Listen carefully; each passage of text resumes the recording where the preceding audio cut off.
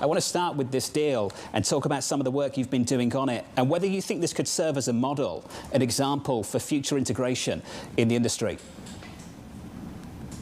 Well, thank you. Yeah, we believe it really does represent a new chapter in the way the DOT approaches both consumer protection and competition.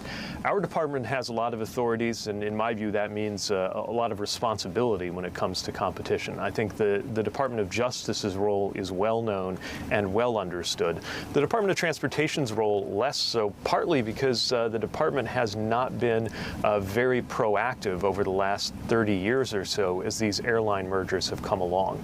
But we are concerned with competition, and we are also concerned with consumer protection. And so when this deal came before us, we saw that the Department of Justice did not intervene.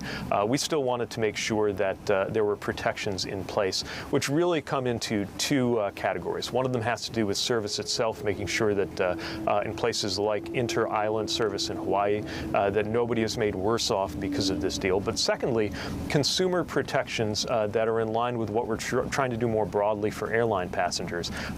Things like making sure that there's family seating available. Alaska does that. Hawaiian had not. We want to make sure it's the better and not the worse of those two, and so they've committed to that. And then probably the most new, and I think one of the most important things that we're doing, the rewards program, and making sure there are provisions related to that points and miles system too. That really is breaking new ground for us as a department, but it's increasingly a very, very important part of the customer experience, and it's looming larger and larger financially too. So we wanted to make sure it was contemplated in this agreement before we approved of the merger. Secretary Buttigieg, could the DOT have done anything different when it came then to JetBlue and Spirit, given you're now likely going to be using this blueprint? Well, of course, every proposed merger is different. It is evaluated on its merits and the impacts that it could have to competition. In that case, the DOJ took action based on a real concern about what would happen on many routes, and our department took the step, again, something that our department hadn't really typically done in the past, of aligning ourselves with that and supporting that action. But yeah, I do think there are cases where if it's not something that just outright must be prevented by the analysis of competition law, still is something that you need to make sure it goes forward on terms that are consistent with our responsibility to support the public interest. And those public interest determinations, a lot goes into that, a lot of market analysis, a lot of legal analysis. But the sum total of it for passengers should be a better passenger experience and some assurances that this will mean a level up to the best rather than a level down to the worst of two worlds. When you have multiple airlines coming together. Well, I guess I'm asking because Hawaiian Air really needed this cash infusion, the same way Spirit Air desperately needs a cash infusion. So why is the administration willing to let one country get the boost one airline get the boost they need and not the other? Well, again, there's a lot that goes into the competition analysis. A lot of it has to do with the loss of competition on key routes, evidence informing DOJ and us in a separate but somewhat overlapping scope of analysis. What happens to prices that consumers face?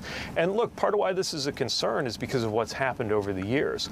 You know, during the period when America went through the debate over deregulation, which led to our modern airline system, a lot of the people involved in that policy were confidently predicting that in the future there would be about 100 airlines in the United States.